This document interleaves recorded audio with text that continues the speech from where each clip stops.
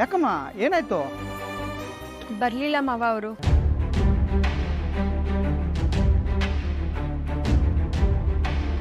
ಅವಳು ಯಾಕೋ ಬೆಳಗ್ಗೆಯಿಂದ ಒಂದೇ ಸುಮ್ಮನೆ ಮುಖ ಓದಿಸ್ಕೊಂಡಿದ್ದಾಳೆ. ಹನುಮಂತರ ಏನ್ ತರ ಮೂತಿ ಮಾಡ್ಕೊಂಡಿದ್ದಾಳೆ. ಯಾಕೆ ಅಂತ ನಿನಗೆ ಯಾರು ಗೊತ್ತಿರಮ್ಮ? ನನಗೂ ಗೊತ್ತಿಲ್ಲ ಮಾವ, ಯಾಕೋ ಒಂಥರ ಇದ್ರು. ಬೆಳಗ್ಗೆಯಿಂದ ಬೇರೆ ಏನೂ ತಿಂದಿಲ್ಲ. ನೀವಾದ್ರೂ ತಿನ್ನೋದಕ್ಕೆ ಹೇಳಿ ಮಾವ. ಯಾರು ಹೇಳಿದ್ರು ನಾನು ತಿನ್ನಲ್ಲ. ಯಾಕತ್ತೆ? ನನ್ನ ಹೊಟ್ಟೆ ಸಂತ ನನ್ಗೆ ಯಾರಿಗಮ್ಮ ಹೇಳ್ಕೊಳ್ಳಿ? ಹಬ್ಬ ಆಗಲಿ ಹರಿದಿನ ಆಗಲಿ ಮನೆ ಮಕ್ಕಳು ಮನೇಲಿರೋದು ಬೇಡವಾ? ಹತ್ತೆರೋ ಜಾಗದಲ್ಲಿ ಒಂದು ಮುತ್ತು ಹೆರು ಸಾಕು ಅಂತಾರೆ. ಅಂಥದ್ರಲ್ಲಿ ನಾನು 2 ಮುತ್ತು ಹೆತ್ತಿದ್ದೀನಿ.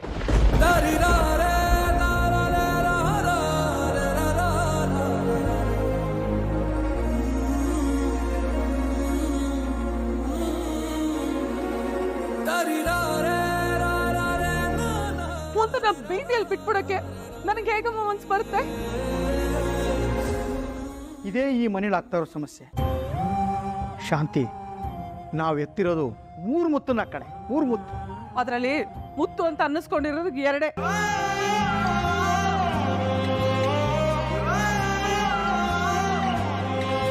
ಸರಿ, ಇನ್ನೊಂದನ್ನ ವಜ್ರ ಅನ್ಕೊಂಡ್ರಾಯ್ತು ಬಿಡು.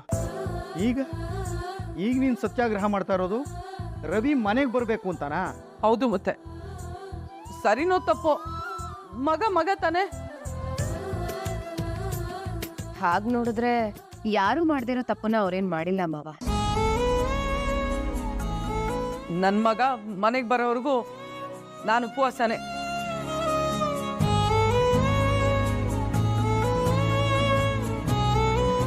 ಸರಿ, ಅವನು ಮನೆಗೆ ಬಂದ್ರೆ ನಾನು ಉಪವಾಸ ಮಾಡ್ತೀನಿ ಅಂದ್ರೆ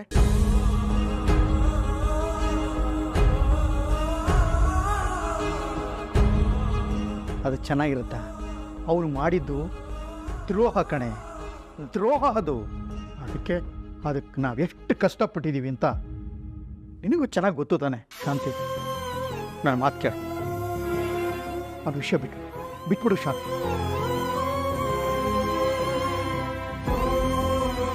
ಸಕ್ಕರೆ ಎತ್ತಿರೋ 2 ಮುತ್ತಿನ ಕತೆ ಗೊತ್ತಪ್ಪ ನಿನಗೆ? ಒಂದು ಮದುವೆ ದಿನ ಓಡೋಗಿದ್ದು, ಇನ್ನೊಂದು ಓಡೋಗಿ ಮದುವೆ ಮಾಡ್ಕೊಂಡಿದ್ದು. 2ಕ್ಕೂ ಈ ಸಕ್ಕರೆನೇ ಬೆಂಗಾವಲು. ಇವ್ರನ್ನ ಮಾತಾಡ್ಬೇಡ ಅಂತ ಹೇಳ್ರಿ. ಯಾಕೆ? ಸಿಸೇರಿಯನ್ ಆದ್ರೂ ನಾನು ನಿನ್ನ ಹೊಟ್ಟೆಲಿ ಇಟ್ಟಿರೋನೆ. ನನಗೂ ಮಾತಾಡೋಕ್ಕೆಲ್ಲ ಅಧಿಕಾರ ಇದೆ. ನಿನಗೆ ಅಧಿಕಾರದ ಬಗ್ಗೆ ಮಾತ್ರ ಗೊತ್ತಿರೋದು. ಪ್ರೀತಿ, ವಿಶ್ವಾಸ, ಕರಳ ಸಂಬಂಧದ ಬಗ್ಗೆ ನಿನಗೆ ಗೊತ್ತಾ? ಹೆತ್ತಿದ್ದೀನಿ ಕಣೋ, ನಾನು ಹೆತ್ತಿದ್ದೀನಿ ನನ್ನ ಮಗನ್ನ. ಈ ಮೀನಾ ಮೊನ್ನೆ ಏನ್ ಮಾಡಲು ಹೇಳು? ಮಣ್ಣಲ್ಲಿ ಗಣೇಶನ್ ಮಾಡಿ ಪೂಜೆ ಮಾಡಿದ್ಲು. ಅದನ್ನ ಎಲ್ರೂ ಪೂಜೆ ಮಾಡಿದ್ರು. ಅದ್ರ ಮೇಲೆ ಎಷ್ಟು ಪ್ರೀತಿ ಎಲ್ರಿಗೂ. ಆದ್ರೆ ನನ್ನ ಮಗ ರವಿನ ನಾನು ಮಾಂಸದ ಮುದ್ದೆಯಲ್ಲಿ ಮಾಡಿರೋದು. ಕರ್ಲನ್ನ ಕಿತ್ತು 6 ಅಡಿ ಬೆಳೆಸಿದೀನಿ ಕಣೋ ಅವನ್ನ. ಅವ್ರ ಬಗ್ಗೆ ಮಾತಾಡೋದಕ್ಕೆ ನಿನಗೆ ಹೇಗೋ ಮನ್ಸು ಬರುತ್ತೆ?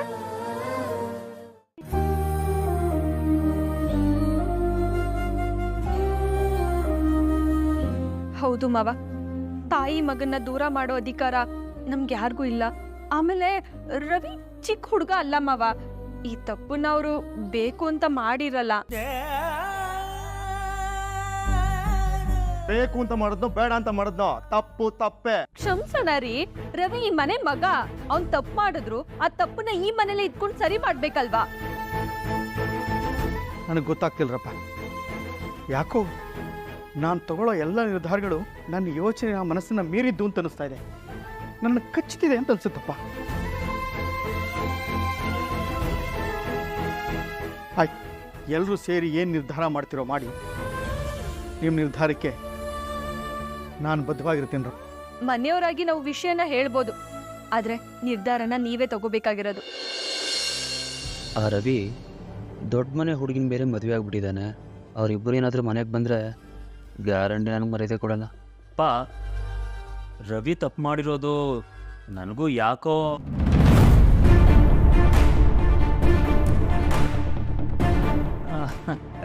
ಬರಲಿ ಯೋಚನೆ ಮಾಡಿ ಅಂತ ಹೇಳಿದೆ ಅಷ್ಟೇ. ಆಯ್ತು, ಎಲ್ಲರೂ ಒಂದು ನಿಮಿಷ ಸುಮ್ಮನೆ ಇರಿ.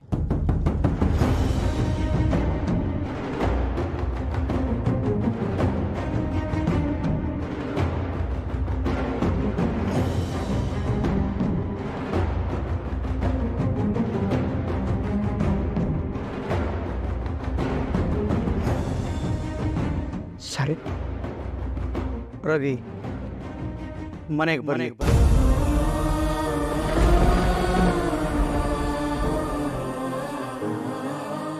ಆದರೆ ಒಂದು ಕಂಡೀಷನ್.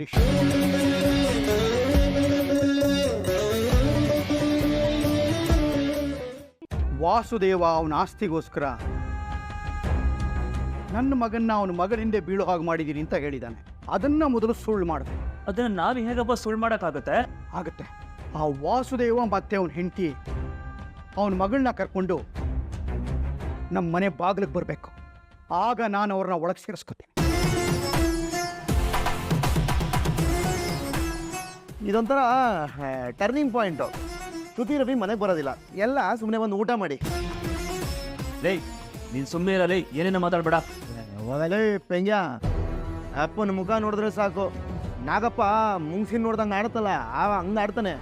ಅವನು ರವಿನ ಕರ್ಕೊಂಬಂದು ನಮ್ಮ ಮನೆ ಹತ್ರ ಬಿಡ್ತಾನ. ರೀ ಅದು ತುಂಬ ಕಷ್ಟ ರೀ. ಬರೋದೇ ಬೇಡ ಅಂತ ಹೇಳ್ತಿದ್ದವನು ಈಗ ಬರಲಿ ಅಂತ ಹೇಳ್ತಿದ್ದೀನಿ. ಇದರ ಮೇಲೆ ನಿಮ್ಮ ಇಷ್ಟ. ಏನು ಊಟ ಮಾಡೋಣ ಬೇಡವಾ? ಅದು ಇನ್ನ ನನ್ನ ಮಾತ್ರೆಗಳನ್ನ ಎತ್ತಿಟ್ಬಿಡಮ್ಮ, ನಾನು ಹಾಗೆ ಮಲ್ಕೋತೀನಿ. ರೀ, ರೀ, ರೀ. ಬೇಡ ಬೇಡ ಬೇಡ, ನೀವು ನನಗೋಸ್ಕರ ಒಂದು ಹೆಜ್ಜೆ ಕೆಳಗಿಳಿದಿದ್ದೀರಾ. ನಾನು ಏನಾದರೂ ಒಂದು ಮಾಡ್ತೀನಿ. ರೋಹಿಣಿ, ಮನೋಜ, ನೀವು ಕೈ ತೊಳ್ಕೊಂಬಂದು ಊಟ ಮಾಡಿ ಬನ್ನಿ. ಮೀನಾ, ನಾನು ಕೂತ್ಕೋತೀನಂತೆ. ಅಯ್ಯೋ ಕೂತ್ಕೊಂಡು ಮುಕ್ಕು ಬೇಡ, ಎಲ್ರಿಗೂ ಬಡಿಸು ಅಂತ ಹೇಳಿದ್ದು. ನೀವು ಕೂತ್ಕೊಳ್ಳಿ, ಬಂದೆ. ಬೇವು ಬೆಲ್ಲದೊಳಿರಲು ಏನು ಫಲ, ಹಾವಿಗೆ ಹಾಲಿರೋದರೆ ಏನು ಫಲ. ಅವಳು ನೀನು ಎಷ್ಟೊಂದು ವಿಶ್ವಾಸ ತೋರಿಸ್ತೆ, ಅವಳು ಪರವಾಗೇ ಮಾತಾಡ್ತೀವಿ, ಅವಳು ಒಳ್ಳೆಯದನ್ನೇ ಬಯಸ್ತೀವಿ.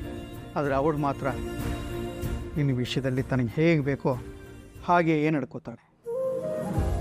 ಬೇವಲ್ಲಿ ಬೆಲ್ಲ ಇದ್ ಮಾತ್ರಕ್ಕೆ ಬೆಲ್ಲ ಕಹಿ ಆಗಲ್ಲ ಮಾವ.